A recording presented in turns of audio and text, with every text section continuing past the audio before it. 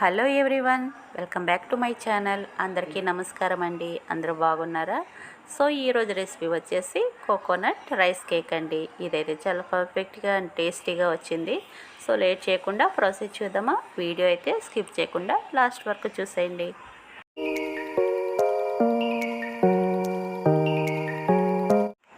ఇక్కడ నేను 2 cups rice అయితే తీసుకుని ఓవర్ నైట్ నానబెట్టి క్లీన్ చేసి పెట్టుకున్నానండి. అట్లనే ఒక చిన్న కొబ్బరికాయ తీసుకుని నేను ముక్కలుగా కట్ చేసుకున్నాను. అలాగే బెల్లం కూడా తీసుకున్నానండి. ఫస్ట్ అయితే బెల్లాన్ని మంచిగా తురుముకోవాలండి. ఇది మిక్సీలో వేసినప్పుడు మంచిగా నలుగుతుంది అన్నమాట. ఇప్పుడు బెల్లం అయితే 2.5 కప్పులు అయితే తీసుకున్నాను. సో ఇదే మెజర్మెంట్ కప్పుతో రైస్ కూడా తీసుకున్నాను. రైస్ 2 కప్స్, అలాగే కోకోనట్ వచ్చేసి 1.5 కప్ అయ్యింది. అయితే 2 కప్పులు బెల్లం అయిన తర్వాత ఇంకొంచెం మిగిలింది. నేనైతే అది కూడా వేసేసాను. ఎందుకంటే స్వీట్ బాగుంటుంది కదా, కొంచెం బెల్లం ఉన్నా కూడా ఏం కాదు కాబట్టి ఆ కొద్దిగా కూడా వేసేసాను. ఇప్పుడు ఒక మిక్సీ జార్ తీసుకుని అందులో కట్ చేసి పెట్టుకున్న కొబ్బరి ముక్కలు అయితే వేసి మెత్తగా పేస్ట్ చేసుకోవాలి. కొబ్బరికి వెనకాల ఉన్న బ్రౌన్ పార్ట్ అయితే మీరు రిమూవ్ చేసేసుకోవచ్చు కావాలంటే. నేనైతే అలానే వేసాను. కొబ్బరిని ఇంత స్మూత్గా అయితే పేస్ట్ చేసుకోవాలి. కావాలంటే కొంచెం తురుములాగా కూడా ఉంచుకోవచ్చు, కానీ పేస్ట్ వేసుకుంటే టేస్ట్ అయితే బాగుంటుంది అన్నమాట. అలాగే ఇప్పుడు అదే మిక్సీ జార్లో నైట్ అంతా నానబెట్టుకున్న రైస్ ఉన్నాయి కదా, అవైతే వాటర్ తీసేసి ఉట్టి రైస్ని అయితే అందులోకి వేసుకొని, రైస్ పేస్ట్ అవ్వాలి కాబట్టి దానికి కొద్దిగా మనం మిల్క్ అయితే యాడ్ చేసుకొని అప్పుడు రైస్ అయితే పేస్ట్ చేసుకోవాలి. కాచి చల్లార్చినవి చికెన్ పాలు, కొద్దిగా పాలు అయితే ఇన్ని అని కంపల్సరీగా ఏముండదు.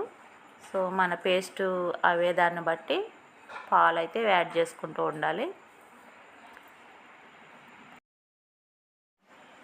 ఇప్పుడు బియ్యం సగం నలిగిన తర్వాత దీంట్లోకి బెల్లం అయితే వేసేసుకోవాలి. బెల్లం కూడా వేసుకొని దీంట్లోనే ఒక 3 ఇలాచీలు కూడా వేసుకొని మెత్తగా పేస్ట్ చేసుకోవాలి.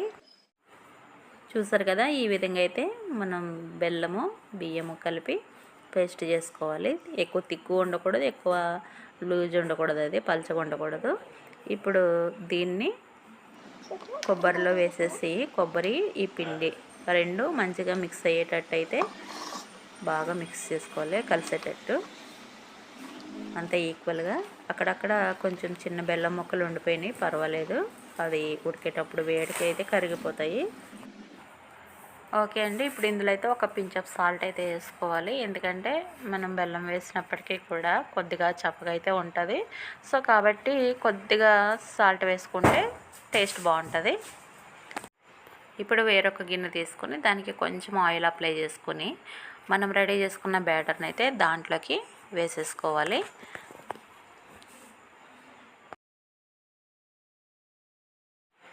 ఇప్పుడు స్టవ్ మీద ఒక పెద్ద గిన్నె పెట్టుకొని అందులో కొన్ని వాటర్ వేసుకొని ఒక స్టాండ్ అయితే పెట్టుకోవాలి. ఒక 10 మినిట్స్ ముందే నేను ఇదైతే పెట్టాను.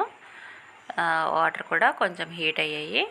ఇప్పుడు దీంట్లోకి మనం రెడీ చేసి పెట్టుకున్న బ్యాటర్ వేసి పెట్టుకున్న గిన్నె ఉంది కదా, అది పెట్టుకుని పైన ఒక మూత పెట్టేసి కవర్ చేసి మీడియం ఫ్లేమ్లో ఉడికించాలి. ఈ విధంగా మూత పెట్టేసి మీడియం ఫ్లేమ్లో పెట్టుకోవాలి స్టవ్ని. ఫైనల్గా మనకి కేక్ అయితే రెడీ అయిపోయిందండి, కోకోనట్ రైస్ కేక్. అయితే ఇది యాక్చువల్గా 40 మినిట్స్లో మనకి కుక్ అయిపోతుంది, కానీ నాకు 50 మినిట్స్ పట్టింది. ఎందుకో తెలియదు, కానీ 10 మినిట్స్ ఎక్కువ తీసుకున్నా కూడా కేక్ అయితే పర్ఫెక్ట్గా కుక్ అయిందండి, ఎక్కడ పాడవలేదు. So happy. కెమెరాకి అయితే స్టీమ్ వచ్చేస్తుంది. సో ఇంకా చల్లగా అయిన తర్వాత కేక్ అయితే ఇట్లా అంచుల నుంచి సెపరేట్ అయిపోయింది కదా. ఇప్పుడు ఒక ప్లేట్ పెట్టి మనం రివర్స్ తిప్పినామంటే ఇదిగోండి, ఈ విధంగా అయితే కేక్ వచ్చేస్తుంది అనమాట. సో ఇది ఎక్కడ పాడవకుండా నీట్గా వచ్చేసింది కదా కేకు. ఇంకెందుకు లేటు, ఇంకా ముక్కలు కట్ చేసుకొని చక్కగా తినేయడమే. టేస్ట్ అయితే చాలా చాలా బాగుంది. మీరు కూడా డెఫినెట్గా ట్రై చేయండి. వీడియో నచ్చినట్లయితే ఒక లైక్ ఇవ్వడం అసలు మర్చిపోకండి. మీరు ఇచ్చే ఒక లైక్ చాలా వాల్యుబుల్ అండి. అలాగే షేర్ చేయండి. కొత్తవారు ఎవరైనా చూస్తుంటే మర్చిపోకుండా సబ్స్క్రైబ్ చేసుకోండి. ఓకే అండి, మరొక వీడియోతో మళ్ళీ కలుసుకుందామండి. థ్యాంక్ యూ అండి. Thank you for watching.